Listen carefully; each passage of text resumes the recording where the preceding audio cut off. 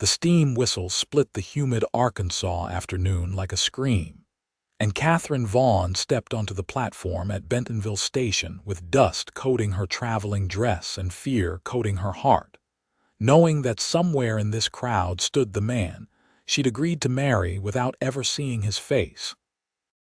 It was June of 1878, and the summer heat pressed down on everything with thick, relentless fingers. Amelia Collins had been riding for 3 days straight, changing trains twice, her body aching from the constant motion, and her mind racing with second thoughts that multiplied with every mile that separated her from Philadelphia. The advertisement had been simple enough. Rancher seeking wife, must be of good character and willing heart, write with photograph and references. She'd sent the only decent picture she had, taken 2 years prior when she still had the roundness of youth in her cheeks and hadn't yet learned what real hardship looked like. Her father's death and her mother's long illness had carved away that softness, leaving something harder and perhaps more honest in its place. The platform was chaos. Families reuniting, merchants shouting about goods, chickens squawking in wooden crates destined for somewhere else. Amelia clutched her worn carpetbag and scanned the crowd, looking for a man who matched the description she'd memorized. Tall, dark hair, probably wearing a work shirt and hat like every other man in this frontier town. Her instructions had been simple. Wait by the station master's office. He would find her. She made her way through the press of bodies, trying not to breathe too deeply of the mixed scents of sweat, livestock, and coal smoke. The station master's office was a small wooden structure with peeling paint and a hand-painted sign that had seen better days. She positioned herself beside it, setting down her bag and trying to look like she belonged there, like she hadn't just traveled halfway across the country to marry a stranger. Minutes crawled past. The crowd began to thin as people claimed their luggage and departed. The sun beat down mercilessly, and Amelia could feel sweat trickling down her back beneath her high-collared dress. She'd worn her best traveling outfit, navy blue with modest trim, hoping to make a good impression. Now she felt foolish and overdressed, a city girl playing at being something she wasn't. A shadow fell across her, and she looked up into a face that made her breath catch. The man standing before her was probably in his late 20s, with sun-weathered skin that spoke of years working outdoors. His eyes were a startling gray-green, like a storm rolling in over distant hills. Dark hair curled slightly at the edges where it touched his collar, and his jaw was set in a way that might have been stern except for the slight softness at the corners of his mouth. He wore dusty trousers, a work shirt with the sleeves rolled to his elbows showing tanned, muscular forearms, and a hat that had clearly seen hard use. "Miss Collins." His voice was low, rougher than she'd expected, but not unkind. She nodded, her throat suddenly too dry for words. He studied her for a long moment, and she felt herself being assessed like livestock at auction. She lifted her chin, refusing to look away even as heat flooded her cheeks. Finally, he smiled, just a slight curve of his lips, and leaned closer. "You look nothing like your picture," he whispered, and her heart plummeted. "You're better." The relief was so intense she nearly laughed. Instead, she managed a small smile of her own. "Mr. Vaughn, I presume?" "Cade Vaughn, yes, madam. Welcome to Bentonville." He reached for her bag, his fingers brushing hers briefly, and she felt the calluses earned by hard work. "I have a wagon waiting. It's about an hour's ride to the ranch. I hope the journey wasn't too difficult. I've survived worse." The words came out more honestly than she'd intended, and she saw something shift in his expression. Understanding, perhaps, or recognition of a kindred spirit who knew hardship firsthand. He led her through what remained of the crowd to a sturdy wagon hitched to 2 patient horses. The wagon bed held supplies, flour and sugar and other necessities from town. He helped her up onto the seat with a gentle hand, his touch careful and respectful, before loading her bag in the back and climbing up beside her. As they rolled out of town, Bentonville revealed itself to be larger than she'd expected. The main street was wide and dusty, lined with wooden buildings in various states of repair. She spotted a general store, a hotel, what appeared to be a saloon, and a whitewashed church with a modest steeple. People moved along the wooden walkways, going about their business with the unhurried pace of those who lived far from city schedules. "It's not much," Cade said, following her gaze, "but it's growing. 5 years ago, there were maybe 30 families in the whole area. Now we've got close to 300 people and more arriving every month. The railroads change things. It seems like a fine town." Amelia adjusted her skirts, very aware of his presence beside her. "How long have you been here?" "7 years. Came out with my father and older brother after the war. My father passed 4 years back. Fever took him one winter. My brother married a girl from Missouri and moved north to be closer to her family 2 years ago. So it's been just me since then, building up the herd, improving the land." He paused, his jaw working slightly. "Gets lonely, running a ranch by yourself. I understand loneliness." Amelia watched the landscape change as they left town behind. Rolling hills covered in grass, stands of oak and hickory, the occasional homestead visible in the distance. "My father died 3 years ago. I nursed my mother through consumption for 2 years before she passed last winter. When I realized I had nothing left in Philadelphia except memories and debt, your advertisement seemed like providence." He glanced at her, and she saw respect in his eyes. "I'm sorry for your losses, and I'm grateful you were brave enough to answer. I'll be honest with you, Miss Collins. I'm not good with pretty words, and I don't know much about courting in the traditional sense. But I can promise you a roof over your head, food on the table, and respect. I'll never raise a hand to you in anger, and I'll work every day to make sure you're provided for. That's more than many women have." Amelia felt something loosen in her chest. His honesty was refreshing after the careful lies people told in society back east. "I can cook and clean and keep a house. I can read and write and do figures. I'm not afraid of hard work. Didn't think you were, or you wouldn't be here." He smiled again, and she noticed the way it transformed his face from stern to almost boyish. "Tell me about Philadelphia." "I've never been east of St. Louis." So she told him, painting pictures with words of cobblestone streets and gas lamps, of markets that sold goods from around the world, of theaters and concert halls and libraries that held thousands of books.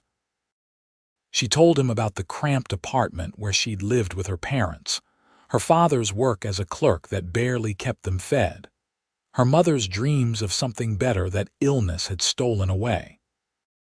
She found herself talking more than she'd intended, the words spilling out as the wagon rolled through the summer afternoon.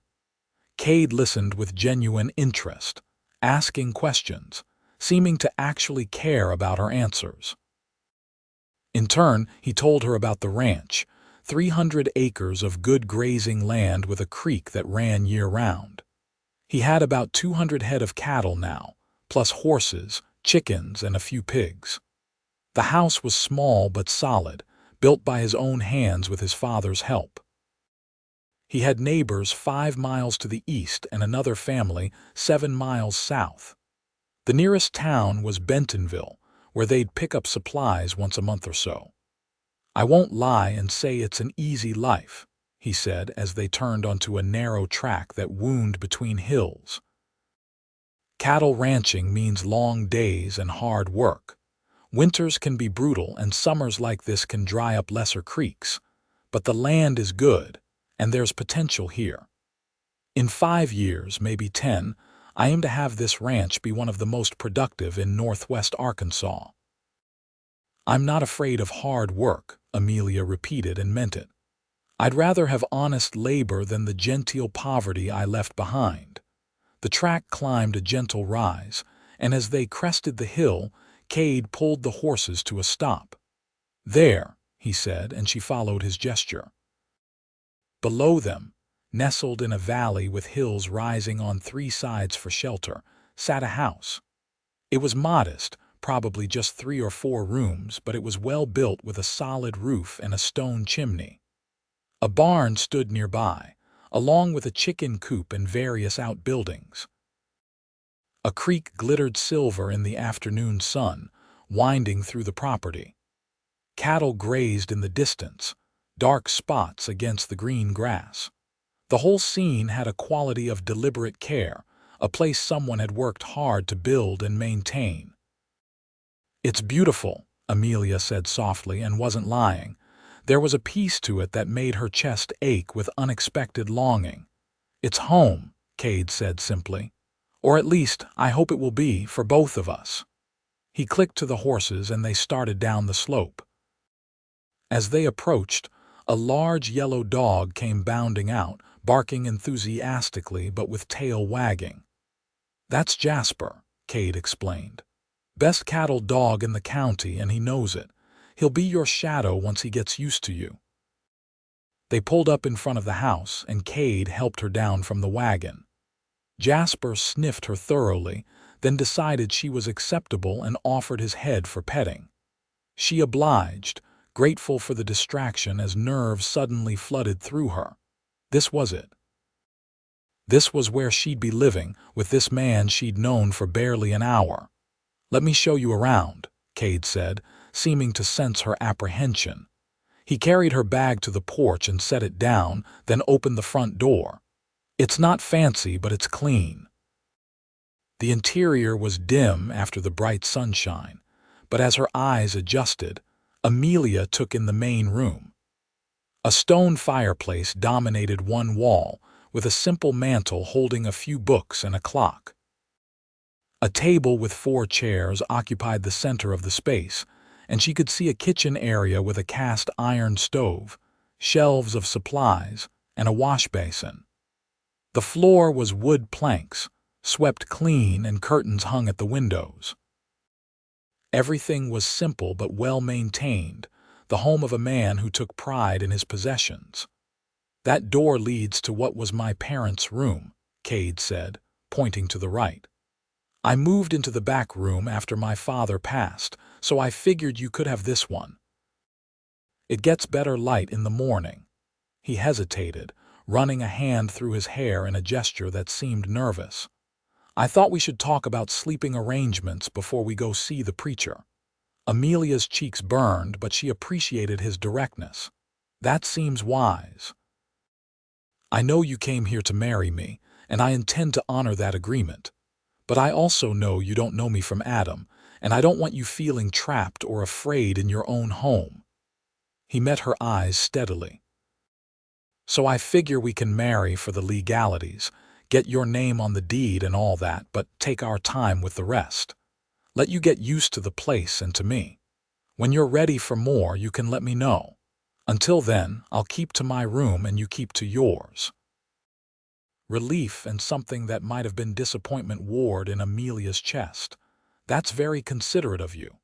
"It's just decent," Cade said. "I'm not looking to force anything, Amelia. May I call you Amelia? Please do. And I'll call you Cade if that's all right. More than all right." He smiled, and she felt some of the tension ease. "Now, are you hungry? I can't promise much, but I can manage beans and bacon and biscuits that won't break your teeth." "That sounds wonderful, actually." She realized she hadn't eaten since early morning, and her stomach was making its displeasure known. "But let me cook. I'd like to start earning my keep." They worked together in the kitchen, a dance of getting to know the space and each other. Amelia found that Cade's supplies were well organized and sufficient, if basic. She made biscuits while he fried bacon and heated beans, their movements occasionally bringing them close enough to brush against each other. Each time, Amelia felt a spark of awareness that made her pulse quicken. They ate at the table as the sun lowered toward the horizon, painting the sky in shades of orange and pink visible through the western window. The food was simple but good, and the conversation flowed more easily now. Cade asked about her interests, and she told him about her love of reading, her talent for sewing, her secret enjoyment of drawing, though she'd had little time for it in recent years. He told her about his hopes for the ranch, his love of the land, his contentment with solitude, though he admitted he missed having someone to talk to at day's end. "I'll ride into town tomorrow," Cade said as they finished eating. "Talk to Reverend Matthews about performing the ceremony. I figure we can do it Saturday if that suits you. Give you a few days to settle in first. Saturday would be fine." Amelia helped clear the dishes, heating water for washing. "Will there be witnesses?" "I'll ask Tom and Sarah Henderson. They're my closest neighbors. Good people, you'll like them. They have 3 children, and Sarah will be happy to have another woman nearby. She's originally from Tennessee, came out here as a bride herself about 10 years back." As darkness fell, Cade lit lanterns and showed her around the rest of the property. The barn was neat, with stalls for horses and space for hay storage. The chickens were settling in their coop for the night, soft clucking sounds in the gathering dusk. He introduced her to his 2 riding horses, a bay gelding named Scout and a smaller mare named Willow. "Willow's gentle," Cade said, stroking the mare's nose. "Once you're comfortable, you can ride her. It's important to be able to get to town if you need to, especially if I'm out working the cattle and can't take you." "I've never ridden much," Amelia admitted, "but I'm willing to learn." "I'll teach you." His voice was warm in the darkness. "There's a lot to learn about ranch life, but you'll pick it up. You strike me as the kind of person who doesn't quit easy." They walked back to the house under a sky brilliant with stars, more stars than Amelia had ever seen in her life. The Milky Way stretched overhead like a river of light, and she stopped, tilting her head back in wonder. "I've never seen so many stars."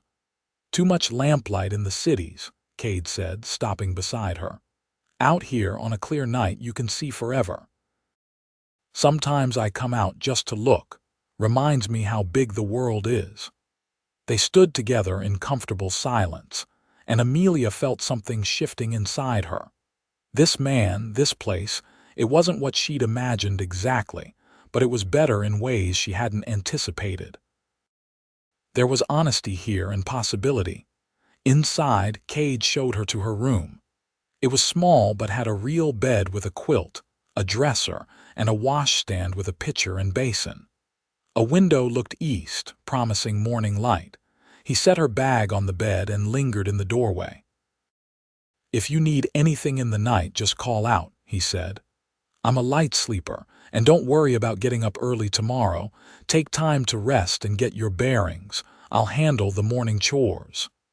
"Thank you, Cade, for everything, for being kind." He looked at her for a long moment, something soft in his expression. "Thank you for coming all this way, for taking a chance on a stranger. I know it took courage." He tipped his head in a gesture that was almost courtly. "Sleep well, Amelia." After he'd closed the door, Amelia sat on the bed and let herself feel the full weight of the day. She'd done it. She'd actually traveled across the country and met her intended husband, and he was nothing like she'd feared. He was honest and hardworking and thoughtful, and when he looked at her, she felt seen in a way she hadn't in years. She unpacked her few belongings, hanging her other dress in the small closet, arranging her hairbrush and the few toiletries she owned on the dresser. At the bottom of her bag was a small bundle wrapped in cloth. She unwrapped it carefully, revealing a leather-bound journal and 3 pencils. Her drawing supplies, her one indulgence. She set them on the bedside table, a promise to herself that she would make time for the things she loved in this new life. The bed was more comfortable than she'd expected, and exhaustion pulled at her. She changed into her nightgown, washed her face, and slipped beneath the quilt. Through the wall, she could hear the faint sounds of Cade moving around, preparing for bed himself. It was oddly comforting, knowing she wasn't alone. She fell asleep thinking about storm-colored eyes and calloused hands that touched gently, and slept better than she had in months. Morning came with birdsong and golden light streaming through the window. Amelia woke disoriented for a moment before memory returned. Arkansas. The ranch. Cade. She dressed quickly in her simpler work dress and braided her hair, emerging from her room to find the main room empty. Through the window, she could see Cade already at work, forking hay to the horses. She set to work exploring the kitchen more thoroughly, finding coffee and eggs and setting about making breakfast. By the time Cade came in, smelling of hay and morning air, she had eggs fried, coffee brewed, and the leftover biscuits from last night warming on the stove. "You didn't have to do this," he said, but his smile was pleased. "I told you I intend to earn my keep." She poured coffee for both of them. "Besides, I was raised that everyone who can work should work." They ate together, and Cade outlined his plans for the day. He'd ride into town to speak with the Reverend and the Hendersons, pick up a few supplies, and be back by late afternoon. Amelia could spend the day familiarizing herself with the house and property, maybe start getting a sense of what supplies they might need. "There's a root cellar around back," he said, "and a smokehouse. Take stock of what we have. If you can make a list of things that would make cooking easier or anything else you need, I'll see about getting them next trip to town." After he left, Amelia threw herself into exploration. The house was bigger than it first appeared, with clever storage built into walls and under benches. The root cellar was well stocked with potatoes, onions, and carrots, along with jars of preserved fruits and vegetables from last year's garden. The smokehouse held several hams and sides of bacon. In the barn, she found gardening tools and evidence of last year's vegetable patch behind the house, now overgrown but with good soil. She spent the afternoon cleaning, though the house was already tidy, and planning. By the time she heard the wagon returning, she had a list of supplies and ideas for improving the domestic arrangements. She also had blisters from scrubbing and arms that ached, but it was the good ache of productive work. Cade came in carrying parcels and wearing a satisfied expression. "Reverend Matthews will perform the ceremony Saturday afternoon at 2. Tom and Sarah Henderson will stand as witnesses, and Sarah insisted you come to their place for supper tonight so she can meet you properly. I tried to tell her you might be tired, but Sarah doesn't take no for an answer when she's set on something." "I'd be happy to meet them," Amelia said, meaning it. The idea of another woman to talk to was appealing. That evening, they rode to the Henderson place in the wagon, Amelia wearing her better dress again and trying not to feel nervous. The Henderson ranch was similar to Cade's but larger, with more outbuildings and a bigger house. Sarah Henderson turned out to be a warm, round woman in her 30s with laugh lines around her eyes and flour perpetually dusting her apron. She swept Amelia into a hug like they were old friends, exclaiming about how wonderful it was to have another woman nearby. Tom Henderson was quieter, a tall man with graying hair and gentle hands who clearly adored his wife. Their children ranged from a boy of about 12 down to a girl of 5, all well-mannered and curious about the stranger. Over a supper of roasted chicken, potatoes, and vegetables, Sarah peppered Amelia with questions about Philadelphia, her journey, her first impressions of Arkansas. But her questions never felt invasive, just genuinely interested. In turn, she told stories about their own journey west, the challenges and triumphs of building a life on the frontier. "I was terrified when Tom first brought me out here," Sarah confided as they washed dishes together while the men talked outside. I'd never been more than 20 miles from where I was born, but I learned, and so will you. And you've got an advantage I didn't have. Cade's one of the good ones. He'll be patient with you. He seems very kind, Amelia said carefully. More than kind. He's honorable, which is rarer than it should be. Sarah dried a plate, her expression thoughtful. He had a hard time after his brother left, not just the extra work but the loneliness. Tom and I worried about him. We're glad he found you, and from what I can see in the hour I've known you, he found well. The words warmed Amelia more than she wanted to admit. As they rode home under the stars later, she found herself sitting a little closer to Cade on the wagon seat, their shoulders occasionally brushing. "They're good people," she said, "the best. Tom's helped me more times than I can count, and Sarah's been like a sister." He glanced at her. "Did Sarah overwhelm you? She means well, but she can be a lot when you first meet her. I liked her. She made me feel welcome." Amelia paused. "This place, it's different from what I expected. Better in many ways. I'm glad." His voice was low, intimate in the darkness. "I want you to be happy here, Amelia. I know it's all new and strange, but I hope in time it will feel like home." "I think it will," she said, and surprised herself by meaning it. The next few days fell into a rhythm. Cade rose early to tend the animals and check on the cattle. Amelia managed the house, cooked meals that grew more ambitious as she learned the quirks of the stove, and began planning a new vegetable garden. They worked side by side on some tasks, and she found herself learning from him. He showed her how to collect eggs without upsetting the hens, how to tell if a horse was favoring a leg, how to read the weather in the clouds piling up on the horizon. In the evenings, they talked. He was surprisingly well-read for a rancher, with a small collection of books he'd accumulated over the years. They discovered a shared love of Dickens and debated the merits of various novels. He taught her to play checkers, and she won more often than she lost, which made him laugh. Sometimes they sat in comfortable silence, him mending tack or sharpening tools while she sewed or sketched by lamplight. She was drawing more now, capturing the views from the windows, the way light fell across the table, Jasper sleeping by the fireplace. One evening, Cade noticed and asked to see her work.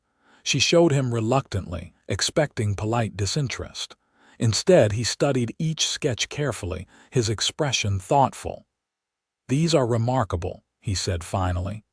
"You've captured the place exactly as it is, but somehow made it more. Made it beautiful." "It is beautiful," Amelia said. "I'm just recording what I see. Still takes talent." He handed back the journal carefully. "I'm glad you're making time for this. Everyone needs something that feeds the soul." Saturday arrived with perfect weather, warm but not hot, with a breeze that kept the air fresh.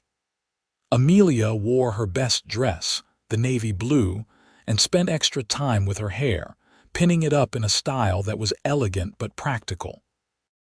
When she emerged from her room, Cade was waiting in his best clothes, dark trousers and a white shirt that was obviously new, his hair still damp from washing. He looked at her, and something shifted in his expression, a heat that made her pulse quicken. "You look beautiful," he said, his voice rough.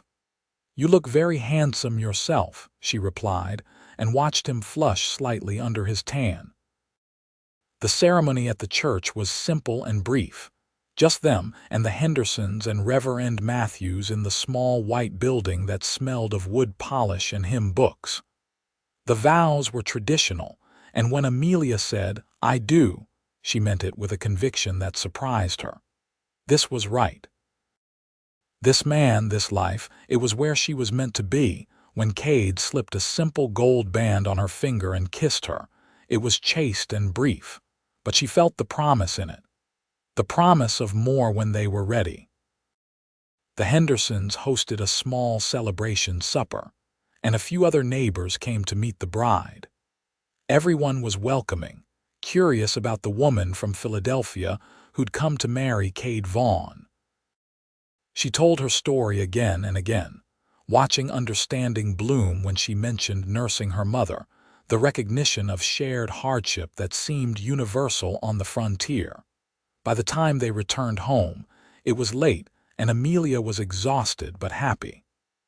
At the door to her room, Cade paused. "You're my wife now," he said softly, "in law and before God, but nothing else has to change until you want it to. I meant what I said about taking time." "I know." She hesitated, then reached out to touch his hand. "Thank you for being patient with me, for giving me space to adjust."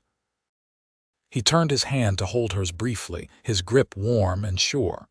"You're worth waiting for, Amelia Vaughn." The name made her smile. Amelia Vaughn. She had a new name, a new life, a new future.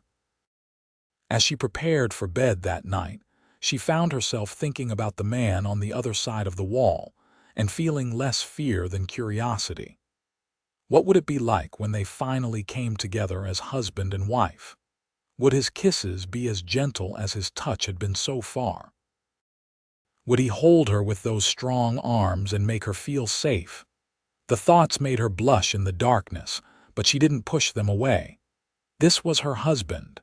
It was natural to think such things. Summer deepened into July, and the work of the ranch consumed them both.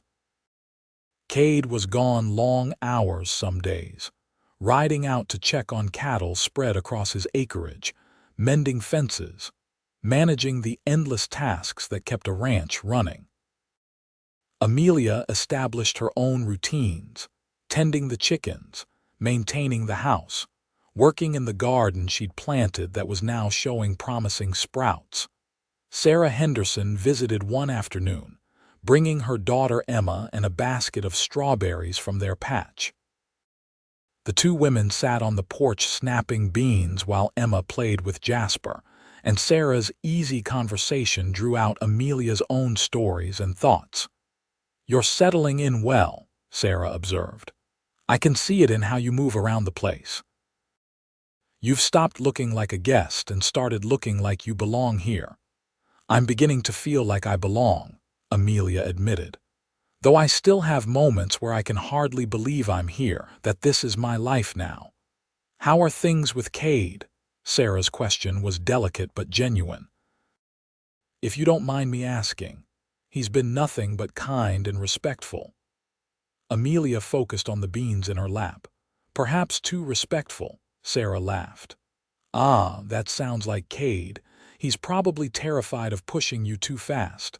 Tom was the same way when we first married." "Sometimes us women have to make the first move, show them we're ready for more." "I don't know how," Amelia confessed. "I don't have experience with these things. Neither did I. But you'll figure it out. Trust your instincts." Sarah patted her hand. "Just know that when you're ready, Cade will be more than ready too. The way he looks at you when he thinks no one's watching, that man is already half in love with you." The words stayed with Amelia after Sarah left. Was it true? Did Cade feel more than just friendly respect for her? She found herself watching him more closely, looking for signs. The way he always made sure she had the better portion at meals. How he brought her wildflowers one day, claiming he'd just seen them and thought she'd like them. The careful distance he maintained, never touching her unless necessary, as if afraid of overstepping. That night, as they sat reading after supper, Amelia made a decision. She closed her book and looked at him until he noticed and met her eyes. "Cade, can we talk?" Concern flashed across his face. "Of course. What's wrong?" "Nothing's wrong. I just think it's time we discussed our arrangement." He set aside his own book, giving her his full attention. "All right. You've been wonderfully patient, giving me time to adjust. And I appreciate that more than I can say." She took a breath, gathering courage. "But I think I've had enough time. I'm ready for this to be a real marriage in every sense." She watched emotions flicker across his face, surprise, hope, desire, and then concern. Are you sure? I don't want you to feel pressured. I'm sure. She stood and crossed to where he sat, standing before him and feeling bold in a way she'd never felt before. I wouldn't say it if I wasn't. I want this, Cade. I want you. He rose slowly, as if afraid sudden movement might startle her. When he cupped her face in his hands, his touch was gentle despite the tremor she felt in his fingers. I've wanted you since the moment I saw you on that platform, he said, his voice low and rough. But I needed you to be sure, needed you to want this too. I do. She leaned into his touch. Kiss me properly, husband. So he did. His lips found hers with a tenderness that made her ache, and she wrapped her arms around his neck, pressing closer. The kiss deepened, grew heated, and she felt his arms come around her, pulling her against him. When they finally broke apart, both breathing hard, he rested his forehead against hers. Your room or mine, he whispered. Does it matter? He laughed, a low sound full of promise. Not even a little bit. He swept her up in his arms, making her gasp and laugh, and carried her to his room. The bed was larger than hers, the quilts already turned down. He set her on her feet beside it and looked at her with such warmth that she felt beautiful in a way she'd never felt before. We'll go slow, he promised. If anything feels wrong or you want to stop, you tell me. Promise me. I promise. She reached for the buttons of his shirt, but I don't think I'll want to stop. She was right. As they undressed each other slowly, learning the landscape of skin and muscle and curve, as they tumbled into the bed together, as he showed her with touch and kiss and whispered words what it meant to be loved, she knew this was exactly right. There was fumbling and awkwardness, moments of laughter and moments of intense pleasure that made her cry out. He was gentle but passionate, attentive to her responses, guiding her through sensations she'd never imagined. Afterward, as they lay tangled together in the moonlight streaming through the window, his hand tracing lazy patterns on her back, Amelia felt a completeness she'd never known. This was home. This man, this place, this life they were building together. I love you, she whispered into the darkness, the words surprising her but feeling absolutely true. She felt him still, then his arms tightened around her. I love you too. Have loved you for weeks, but didn't want to push. She lifted her head to look at him, seeing his face serious in the dim light. I think I've loved you since you said I was better than my picture. He laughed and pulled her in for a kiss that promised more before the night was through. And Amelia discovered that she had reserves of energy she hadn't known about, and that love could be expressed in countless ways, each more wonderful than the last. From that night on, they shared a bed, and the last barriers between them fell away. Cade became freer with his affection, stealing kisses while she cooked, pulling her into his arms while they worked together, finding excuses to touch her constantly. She blossomed under his attention, growing more confident and playful, learning what made him laugh, what made him groan with pleasure, what made his eyes darken with desire. The ranch prospered under their combined efforts. The garden yielded bountifully, and Amelia spent long hot days preserving vegetables and fruits for winter, filling the root cellar with jars of colorful produce. Cade brought in a good calf crop and sold several steers at market for excellent prices.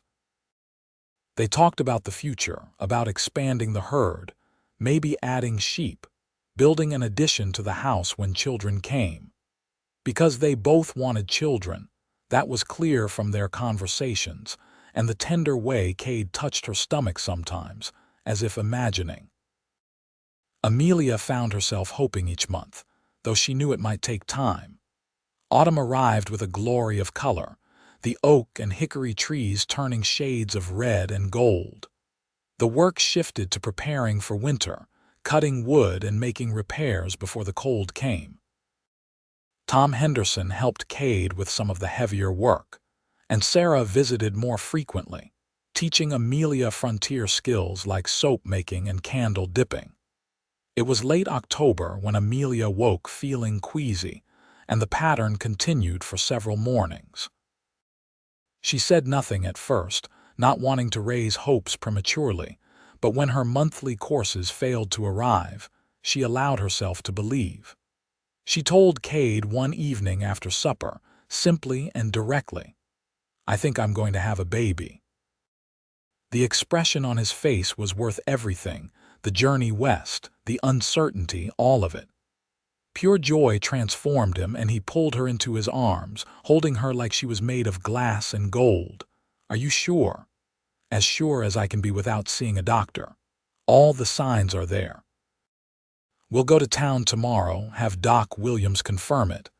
He was still holding her, his face buried in her hair. "A baby. We're going to have a baby." That night, he made love to her with such tenderness that tears leaked from her eyes. And afterward, he lay with his hand on her still flat stomach, talking to the tiny life that might be growing there, making promises about the future he'd provide. Doc Williams confirmed the pregnancy a few days later, estimating she was about 2 months along, which meant the baby would arrive in late May or early June. The news spread quickly through their small community, and neighbors stopped by with advice and gifts. Baby clothes passed down through families and practical wisdom from women who'd done this before. Winter came hard that year, with snow that piled high and temperatures that plummeted. But the house was snug and well supplied, and Amelia found she didn't mind being snowbound with Cade. They spent long evenings by the fire, him reading aloud while she knitted tiny garments, both of them dreaming about the child who would complete their family. Her body changed as the baby grew, and Cade seemed fascinated by every development. He touched her expanding belly constantly, marveling at the firm roundness, and when the baby began to move in February, he spent an entire evening with his hand pressed to her stomach, feeling the flutters and kicks. "Strong," he said with satisfaction. "That's my son or daughter in there, already eager to get out and help with the ranch work." "Give me a few more months before we put our child to work," Amelia laughed. Spring came with mud and new calves and plans for planting. Amelia moved more slowly now, her belly large and ungainly, but she refused to be idle. She planted the garden again with Cade hovering nervously nearby, ready to help at any moment. She continued cooking and cleaning, though he took over more of the heavy work, insisting she rest more. May arrived warm and promising, and Amelia felt ready. She was tired of being pregnant, tired of not seeing her own feet, tired of the backaches and the difficulty sleeping. But she was also excited and a little frightened because for all of Sarah's advice and the books she'd read, she didn't really know what to expect. "Sarah will be here when the time comes," Cade assured her. "And Doc Williams if we can get him out in time. You'll be fine. You're the strongest woman I know." Labor began on a beautiful June morning, with pain that started low in her back and wrapped around to her stomach. She'd been making bread and had to stop, gripping the table and breathing through the contraction. Cade saw and immediately kicked into action, sending Tom's boy, who happened to be visiting, racing for Sarah and the doctor, helping Amelia to the bedroom, trying to remember all the things Sarah had told him to prepare. Sarah arrived within an hour, calm and competent, and took over. She examined Amelia, declared that everything was proceeding normally, and settled in for what might be a long wait. Doc Williams arrived in the afternoon, checked on Amelia's progress, and confirmed Sarah's assessment. Everything was normal, but normal didn't mean easy. As the day wore into evening and the contractions grew stronger and closer together, Amelia understood why women feared childbirth. The pain was beyond anything she'd experienced, waves of it that left her gasping and crying out. Cade stayed by her side, letting her grip his hand hard enough to leave marks, wiping her face with cool cloths, whispering encouragement and love. "I can't," she sobbed at one point, exhausted and overwhelmed. "I can't do this." "You can and you are," he said firmly, his face close to hers. "You're the bravest person I know. Just a little longer, love. Just a little more." Sarah guided her through pushing when the time came, and Amelia bore down with everything she had, focused on the promise that this would end, that she'd hold her baby soon. And then, as the sun set and painted the sky in shades of orange and pink, a baby's cry filled the room. "It's a boy," Sarah announced, holding up a squalling, red-faced infant. "A big, healthy boy." Doc Williams cut the cord while Sarah cleaned the baby, and then the precious bundle was placed in Amelia's arms. She looked down at her son, this tiny person she and Cade had created, and felt love so fierce it took her breath away. He had a full head of dark hair, and his eyes, though unfocused, seemed to look at her with solemn intensity. "Hello, little one," she whispered. "We've been waiting for you." Cade was beside them, his arm around Amelia, staring at their son with wonder on his face. "He's perfect," he said, his voice rough with emotion. "You did it, love. You brought us a son."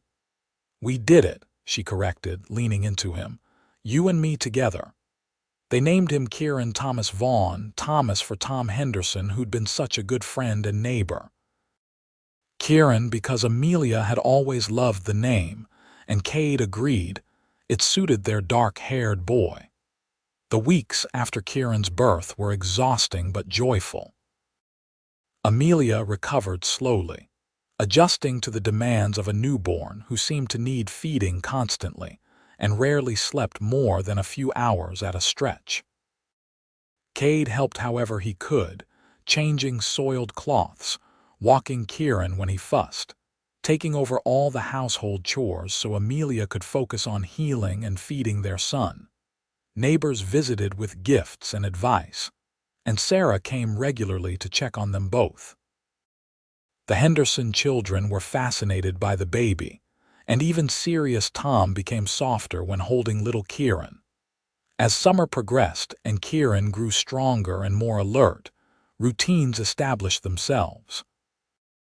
Amelia learned to balance baby care with household tasks, sometimes working with Kieran strapped to her in a sling Sarah had made. Cade returned to full ranch work, but always made time to hold his son in the evenings, talking to him about the ranch and the future, making plans for teaching him to ride and work cattle when he was older. "You're so good with him," Amelia said one evening, watching Cade cradle Kieran against his chest, the baby's tiny hand wrapped around his father's finger. "He's my son. How could I be anything else?" Cade looked up at her with such love that her heart squeezed. "And he has the best mother. Between the two of us, he'll turn out just fine." That first year of Kieran's life passed in a blur of sleepless nights and small milestones. His first smile, his first laugh, the day he rolled over by himself, the day he sat up unsupported. Each achievement was celebrated like a miracle, and Cade proved to be a devoted father, patient and loving, never complaining about interrupted sleep or increased work. The ranch continued to prosper. Cade's herd grew, and he bought additional land from a neighbor who was relocating. They expanded the house, adding a proper bedroom for Kieran and enlarging the kitchen. Amelia planted fruit trees that would provide in years to come, and her garden became known in the area for its productivity. When Kieran was 18 months old, Amelia found herself pregnant again. This time the process was familiar, though not necessarily easier. She grew large early, and Sarah predicted twins, though Doc Williams thought it was just one big baby. As it turned out, Sarah was wrong. When labor came on a cold March morning, Amelia delivered not twins but a single daughter who was small and perfect, and had her mother's features with her father's coloring. They named her Catherine Rose. Catherine for the formal version of Cade's name, Rose because she was as beautiful as any flower. Kieran, at 2 years old, was fascinated by his baby sister, wanting to touch her constantly, though he was sometimes too rough. Cade managed both children with ease, playing with Kieran while rocking Catherine, teaching their son to be gentle with his sister. Life settled into new rhythms with 2 children. The days were full from dawn to dusk, but Amelia had never been happier. She had a husband who loved her, children who brought joy and chaos in equal measure, a home that was truly hers, and a community that had embraced her. Sometimes she thought about the frightened woman who'd stepped off the train in Bentonville nearly 4 years ago, and could hardly believe that person had been her. The years passed with the steady rhythm of ranch life. Kieran grew tall and strong, following his father everywhere, learning to ride before he was 5, helping with chores and absorbing everything Cade taught him. Catherine was quieter, more thoughtful, but with a stubborn streak that matched her mother's. She preferred helping Amelia in the house and garden, but she could also ride and wasn't afraid of hard work. When Kieran was 7 and Catherine 5, another baby joined their family, a boy they named Kevin James. And 2 years after that, their family completed itself with the birth of another daughter, Anna Marie. 4 children, the house full of noise and laughter and the organized chaos that came with a large family. The ranch grew too. Cade bought more land, increased his herd, hired hands during busy seasons. He became known throughout northwest Arkansas as a fair employer and skilled rancher, and the Vaughn Ranch was one of the most successful in the region. But success never changed him. He remained the same honest, hardworking man who'd met Amelia at the train station, who treated her with respect and love, who was a devoted father to their children. Amelia continued her drawing, and eventually began selling some of her work through the general store in Bentonville. Detailed sketches of ranch life, landscapes of the Arkansas hills, portraits of neighbors. It brought in extra money and gave her something that was hers alone, beyond wife and mother. Cade encouraged her, proud of her talent, and the children learned early to respect their mother's work. Tom and Sarah Henderson remained close friends throughout the years. Their children grew up alongside the Vaughn children, and the families celebrated milestones together. When Tom suffered an injury that laid him up for weeks, Cade stepped in to help manage the Henderson ranch. When Sarah fell ill one winter, Amelia brought her own children over and nursed her friend back to health while managing both households. Other neighbors came and went, but the core community remained strong. Churches and schools were built as the region grew. Roads improved and the railroad expanded. The wild frontier of the 1870s gradually became the more settled Arkansas of the 1880s and 1890s.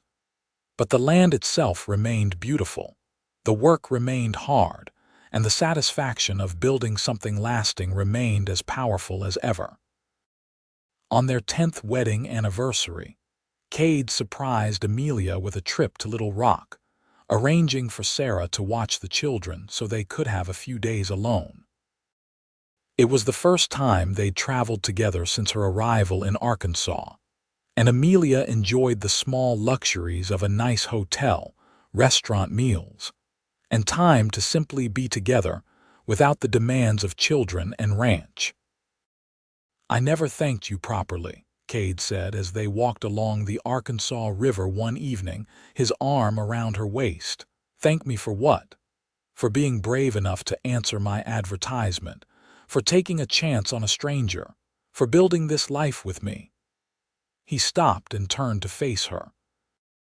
"For loving me when you had no reason to accept faith. I had every reason." She touched his face, this beloved face she knew as well as her own. "You made it easy to love you, Cade Vaughn. Still, not every mail-order bride story ends this well. We were lucky. It wasn't luck, it was choice. Every day we choose each other, choose this life. That's what makes it work.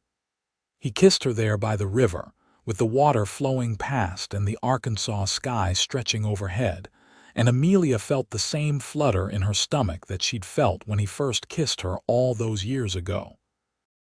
They returned home to chaos, Kieran having gotten into a fight with one of the Henderson boys, Catherine having decided to reorganize the entire pantry without permission, Kevin having fallen in the creek and needing dry clothes, and Anna having learned a new word that Sarah was trying very hard not to laugh about. Amelia and Cade looked at each other and burst out laughing, diving back into the beautiful mess of their life. The children grew and developed their own personalities and dreams. Kieran wanted to be a rancher like his father, already showing a gift with animals and a head for business. Catherine surprised them by developing a passion for teaching, studying hard and eventually traveling to Little Rock to attend normal school to become a teacher. Kevin was the adventurer, always exploring, always asking questions, developing an interest in surveying and engineering as the region continued to expand.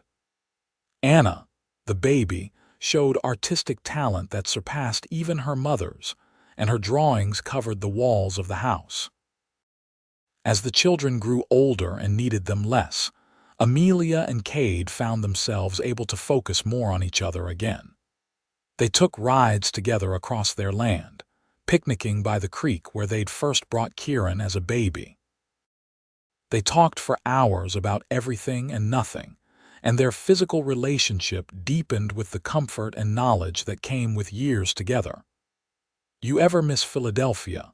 Cade asked one evening as they sat on the porch, watching the sun set over the hills they owned. "Never," Amelia said without hesitation. "That life feels like it belonged to someone else. This is my real life. Everything before was just waiting. No regrets, not a single one." She leaned her head on his shoulder. Only that I didn't send that advertisement sooner."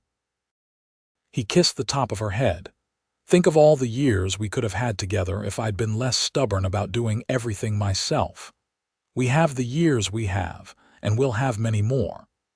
She said it with confidence, believing it absolutely, and she was right. They had years more together, watching their children grow and marry and have children of their own. Kieran married a rancher's daughter and took over a portion of the Vaughn land, building his own home and raising cattle alongside his father. Catherine returned from Little Rock with a teaching certificate and a fiancé, a gentle man who worked as a school administrator, and they settled in Bentonville, where Catherine taught and eventually became principal of the growing school.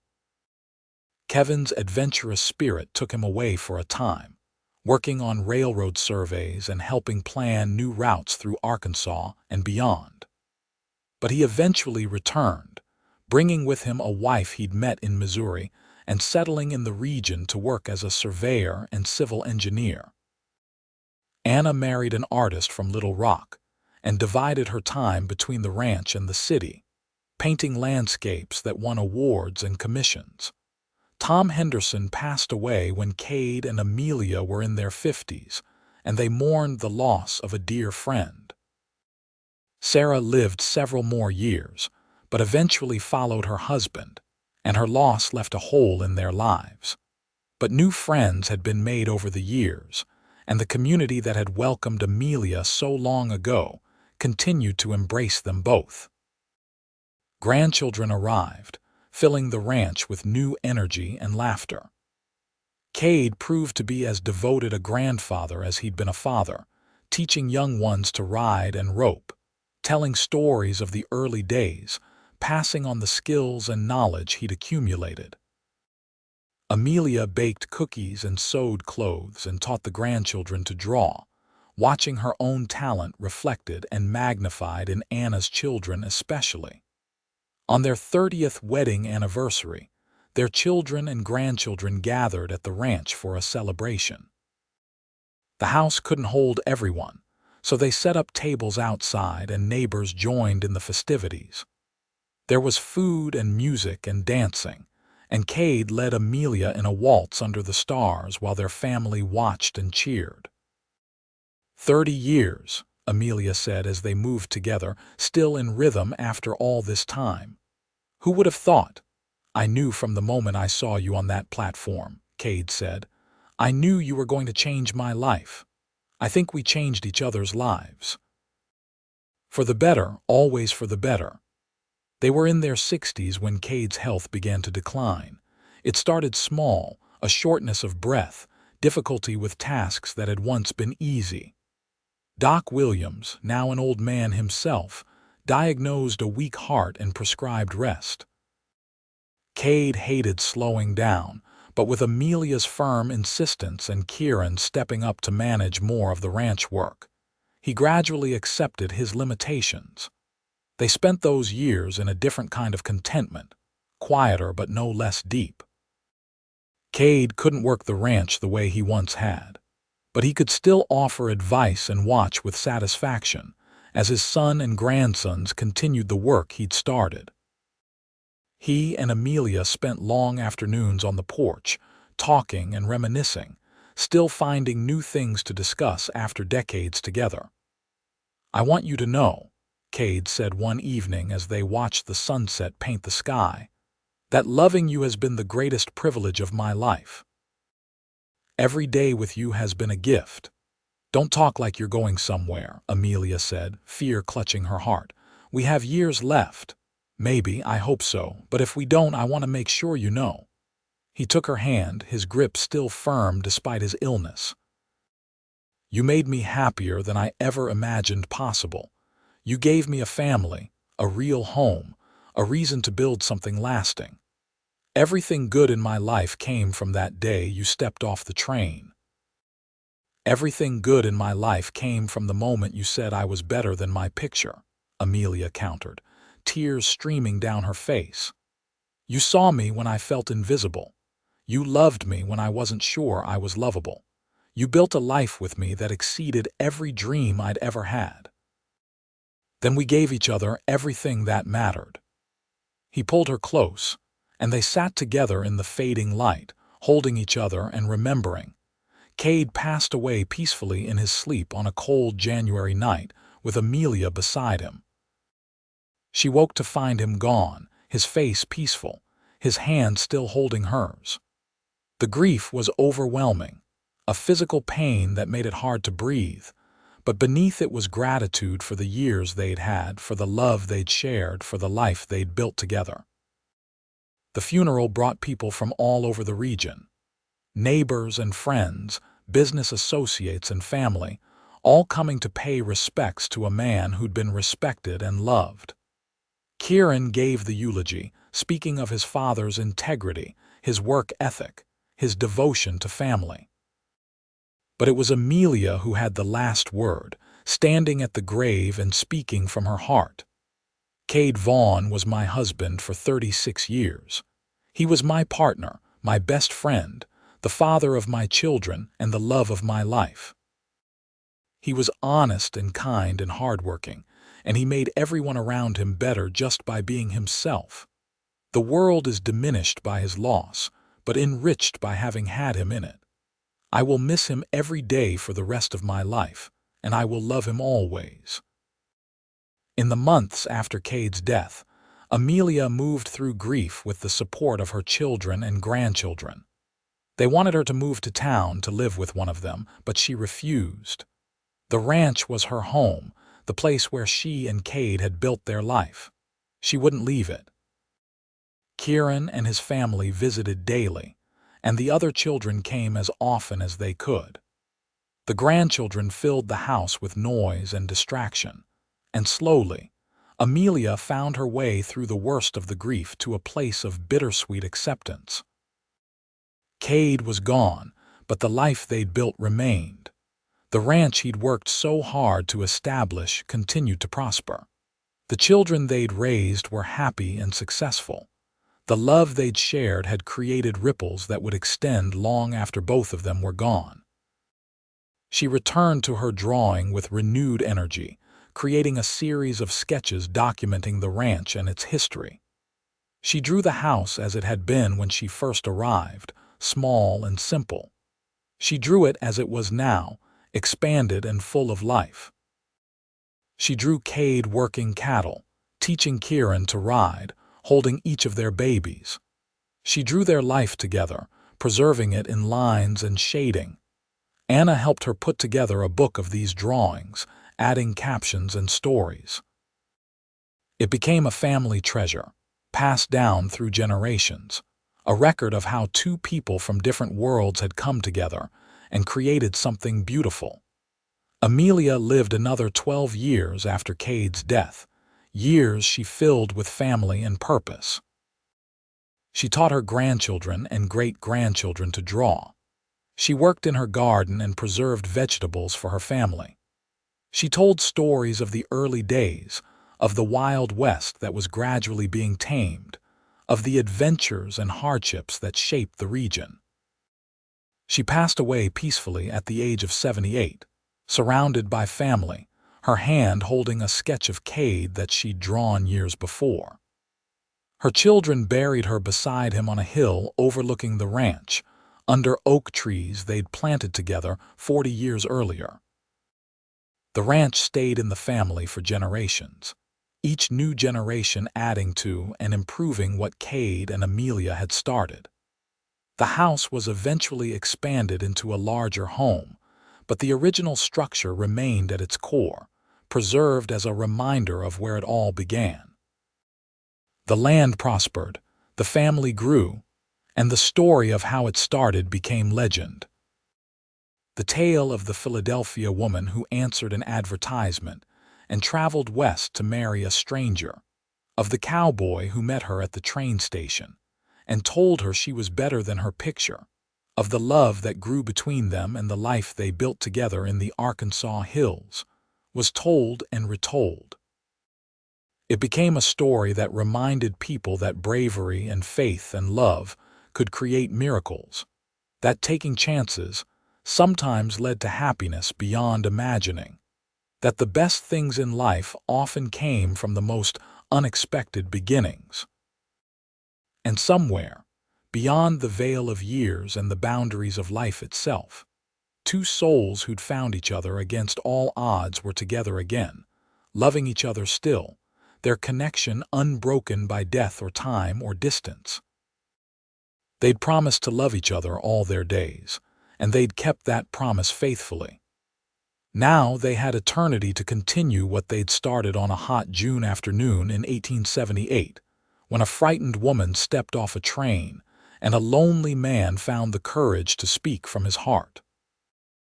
Their love story had reached its conclusion in this world, but it would live on in the family they'd created, in the land they'd shaped, in the values they'd instilled, and in the countless lives they'd touched. It was a legacy worth having, a life worth living, a love worth celebrating. And it all began with a whisper and a promise at a dusty train station in the Arkansas hills, when two strangers took a leap of faith and found everything they'd ever wanted in each other.